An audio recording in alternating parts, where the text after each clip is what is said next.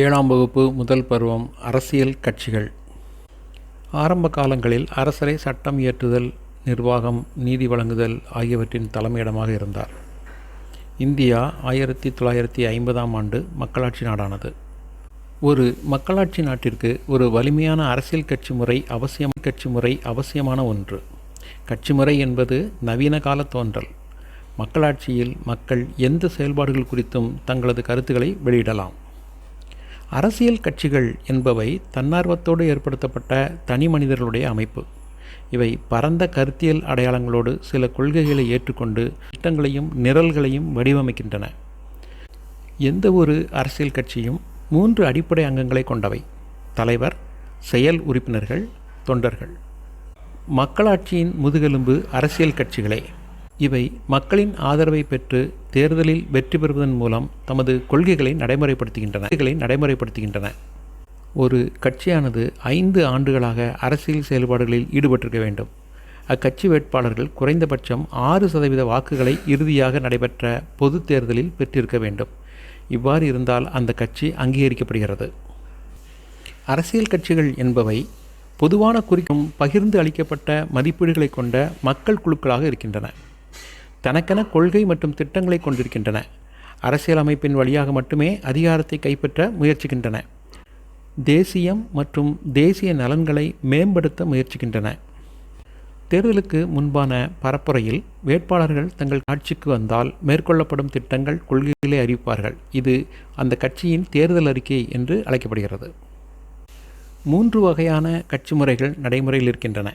ஒரே அரசியல் கட்சி மட்டும் அரசாங்கத்தை ஏற்படுத்தும் உரிமையை கொண்டிருக்கும். இவ்வகையான ஒரு கட்சி முறை பொது உடைமை நாடுகளான சீனா, வடகொரியா மற்றும் கியூபா நாடுகளில் நடைமுறையில் உள்ளது. இரு கட்சி முறை என்பது 2 கட்சிகள் அதிகாரத்தை பங்கு கொள்ளும் வகையில் ஏற்படுத்தப்பட்டிருக்கும். இவற்றில் ஒன்று ஆளுங்கட்சியாகவும் மற்றொன்று எதிர்க்கட்சியாகவும் செயல்படும். உதாரணமாக, பிரிட்டனில் தொழிலாளர் கட்சி மற்றும் பழமைவாத கட்சி எனவும், அமெரிக்க ஐக்கிய நாடுகளில் குடியரசுக் கட்சி மற்றும் ஜனநாயக கட்சி எனவும் இவை அழைக்கப்படுகின்றன. பல கட்சி முறை என்பது அதிகாரத்திற்கான போட்டி 3 அல்லது அதற்கு மேற்பட்ட கட்சிகளிடையே இருக்குமாயின் அது பல கட்சி முறை என்று அழைக்கப்படுகிறது. இம்முறை இந்தியா, பிரான்சு, ஸ்வீடன், நார்வே உள்ளிட்ட நாடுகளில் காணப்படுகிறது. ஒரு அரசியல் கட்சி என்பது குறிப்பிட்ட செயல்பாடுகளில் பங்கு பெற வேண்டும். வழங்குதல் எனும் நேர்மை, எதிர்ப்பு, பொறுப்புடைமை, ஸ்திரத்தன்மை ஆகியவற்றை வழங்க வேண்டும். தேர்ந்தெடுக்கப்பட்ட அலுவலகத்திற்கு தனிநபரை பரிந்துரைக்க வேண்டும். அரசியல் பிரச்சாரம், பேரணி ஆகியவற்றை ஏற்பாடு செய்தல். தேர்தலில் வெற்றி பெற தேர்தல் அறிக்கை. மக்களின் நலனுக்காக பல்வேறு திட்டங்களையும் கொள்கைகளையும் முன்வைத்தல். சமுதாயத்தையும் அரசையும் இணைத்தல். தேர்ந்தெடுக்கப்படும் உறுப்பினர்களை ஒருங்கிணைத்தல். அரசாங்கத்தை ஏற்படுத்த இயக்குதல், பொதுவான கொள்கையை உருவாக்குதல். ஆக, வழங்குதல், பரிந்துரைத்தல், ஏற்பாடு செய்தல், ஊக்குவித்தல், ஒருங்கிணைத்தல், ஆட்சி அமைத்தல் ஆகிய செயல்பாடுகளில் ஒரு அரசியல் கட்சியானது ஈடுபட வேண்டும். இந்தியாவில் கட்சி முறை என்பது 19ஆம் நூற்றாண்டின் பின்பகுதியில் தோன்றியது. உண்மையில் இந்தியாவில் உலகின் அதிக எண்ணிக்கையிலான கட்சிகள் காணப்படுகின்றன. இந்தியாவில் கட்சிகள் 3 படிநிலைகளில் அமைந்திருப்பதைலாம். அவை தேசிய கட்சிகள், மாநில கட்சிகள், பதிவு செய்யப்பட்ட அங்கீகரிக்கப்படாத சுயேட்சை கட்சிகள். ஒவ்வொரு கட்சியும் தேர்தல் ஆணையத்தில் பதிவு செய்து கொள்ளுதல் வேண்டும். இந்த தேர்தல் ஆணையம் என்பது சட்டப்பூர்வமான ஒரு அமைப்பு. இந்திய தேர்தல் ஆணையம் தேர்தலை நடத்துவதற்கு அதிகாரம் கொண்ட ஒரு சுதந்திரமான சட்டப்படைப்பு. இதன் தலைமையிடம் புதுதில்லியில் அமைந்துள்ளது. ஒரு அரசியல் கட்சியை நாம் எவ்வாறு தோற்றுவிக்கலாம்? முதலில் தேர்தல் ஆணையத்தில் பதிவு செய்து கொள்ளுதல் வேண்டும். குறைந்தபட்சம் 100 உறுப்பினர்கள். அவர்கள் ஒவ்வொருவருக்கும் வாக்காளர் அடையாள அட்டை இருக்க வேண்டும். கட்சி அமைப்பு குறித்த ஆவணத்தை கொண்டிருத்தல் வேண்டும். அதாவது கட்சியினுடைய அமைப்பு, திட்டங்கள் ஆகியவற்றை கொண்ட பைலாவை பெற்றிருத்தல் வேண்டும். இந்தியாவில் அரசியல் கட்சிகளை அங்கீகரிப்பதற்கு இந்திய தேர்தல் ஆணையம் சில விதிமுறைகளை வகுத்துள்ளது. தேசிய கட்சிகள் எனில் மக்களவைத் தேர்தலில் அல்லது 4 மாநிலங்களுக்கான சட்டமன்ற தேர்தலில் செல்லத்தக்க மொத்த வாக்குகளில் ஒரு கட்சி 6% வாக்குகளை பெற்றிருத்தல் வேண்டும். 1 அல்லது ஒன்றிற்கு மேற்பட்ட மாநிலங்களில் 4 மக்களவைத் தொகுதிகளில் வெற்றி பெற்றிருத்தல் வேண்டும். இறுதியாக நடைபெற்ற மக்களவை தேர்தலில் குறைந்தபட்சம் 3 மாநிலங்களில் 2% தொகுதிகளில் வெற்றி பெற்றிருத்தல் வேண்டும். இதே இதே மாநில கட்சியாக இருக்கும் பட்சத்தில் மாநில சட்டப்பேரவைக்கான தேர்தலில் செல்லத்தக்க வாக்குகளில் குறைந்தபட்சம் 6% வாக்குகளை பெற்றிருத்தல் வேண்டும். ஒவ்வொரு 25 தொகுதிகளுக்கும் ஒரு மக்களவை தொகுதி அல்லது சட்டப்பேரவை தேர்தலில் குறைந்தபட்சம் 2 தொகுதிகளில் வெற்றி பெற்றிருத்தல் வேண்டும். சட்டப்பேரவை தொகுதிகளில் குறைந்தபட்சம் 3% தொகுதிகளில் வெற்றி பெற வேண்டும். இதே சுயேட்சை வேட்பாளராக இருக்கும் பட்சத்தில் சுயேட்சை வேட்பாளர் என்பவர் எந்த கட்சியிலும் சேராமல் தானாக மக்களவை அல்லது மாநில சட்டமன்ற தேர்தலில் போட்டியிடும் நபர் ஆவார்.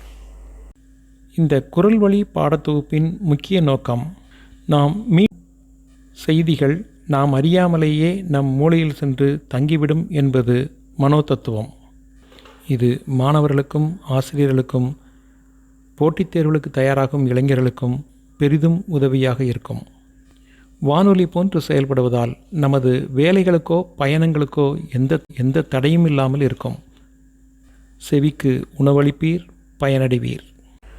பாடத்தின் தொடர்ச்சியாக தேர்தல் ஆணையத்தின் நிபந்தனைகளை பூர்த்தி செய்த கட்சிகள் அங்கீகரிக்கப்பட்ட கட்சிகள் என்று அழைக்கப்படுகின்றன. அவற்றிற்கு தேர்தல் ஆணையத்தால் சின்னம் ஒன்றும் ஒதுக்கீடு செய்யப்படுகிறது. பதிவு செய்யப்பட்ட ஆனால் அங்கீகரிக்க கட்சி தாம் விரும்பும் சின்னத்தில் தேர்தலில் போட்டியிட முடியாது. இத்தகைய கட்சி தேர்தல் ஆணையத்தால் அறிவிக்கப்படும் தேர்தல் குழுவில், அதாவது போல் பேனலில் உள்ள ஏதேனும் ஒரு சின்னத்தை தேர்வு செய்ய வேண்டும். 1968ஆம் ஆண்டு தேர்தல் சின்னங்கள் ஆணையின்படி ஒதுக்கப்பட்ட சின்னங்கள் மற்றும் ஒதுக்கப்படாத சின்னங்கள் என 2 வகை உள்ளது. ஒதுக்கப்பட்ட சின்னம் என்பது அங்கீகரிக்கப்பட்ட அரசியல் கட்சிக்கு மட்டுமானது என பொருள்படும்.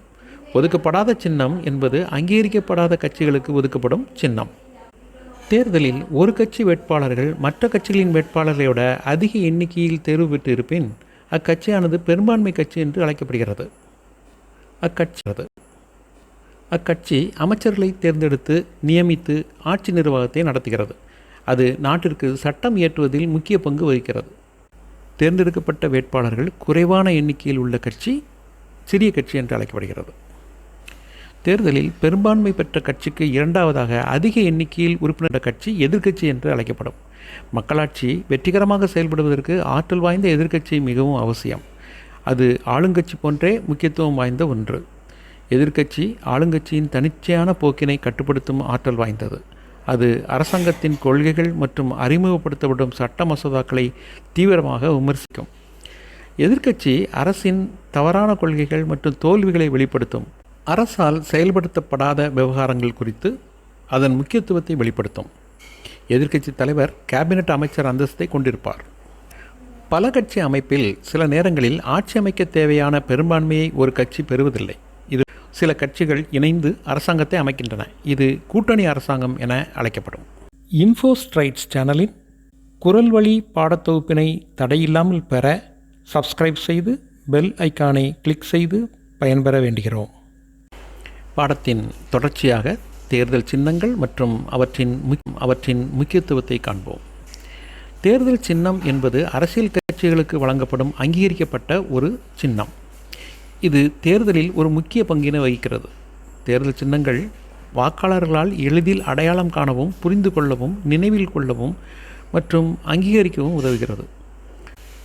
விலங்குகளை சின்னங்களாக வழங்குவதை தேர்தல் ஆணையம் நிறுத்தியுள்ளது. விதிவிலக்காக யானை மற்றும் சிங்கம் ஆகிய சின்னங்கள் மட்டுமே இதுவரை வழங்கப்பட்டுள்ளன. தேசிய அளவிலான அங்கீகரிக்கப்பட்ட கட்சிகளின் சின்னம் நாடு முழுவதும் ஒன்றாக இருக்கும்.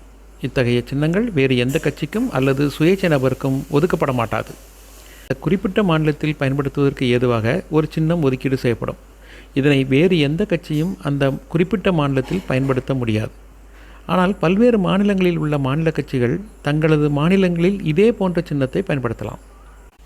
உதாரணமாக வில் அம்பு சின்னத்தை மகாராஷ்டிராவில் சிவசேனை கட்சியும் ஜார்க்கண்ட் மாநிலத்தில் ஜார்க்கண்ட் முக்தி மோர்ச்சா ஆகிய கட்சிகள் பயன்படுத்துகின்றன.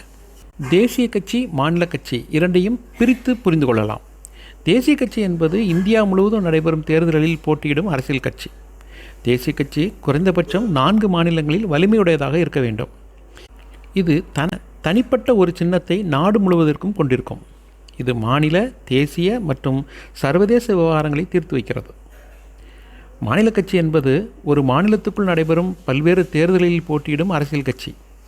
இது 1 அல்லது 2 மாநிலங்களில் வலிமையுடையதாக இருக்க வேண்டும். இதற்கு அங்கீகரிக்கப்பட்ட ஒரு சின்னம் ஒதுக்கீடு செய்யப்பட்டிருக்கும். ஆனால் இத்தகைய சின்னம் வேறு மாநிலத்தில் உள்ள கட்சிக்கும் ஒதுக்கீடு செய்யப்படலாம். இது பிராந்திய மற்றும் மாநில நலன்களை வலியுறுத்துகிறது.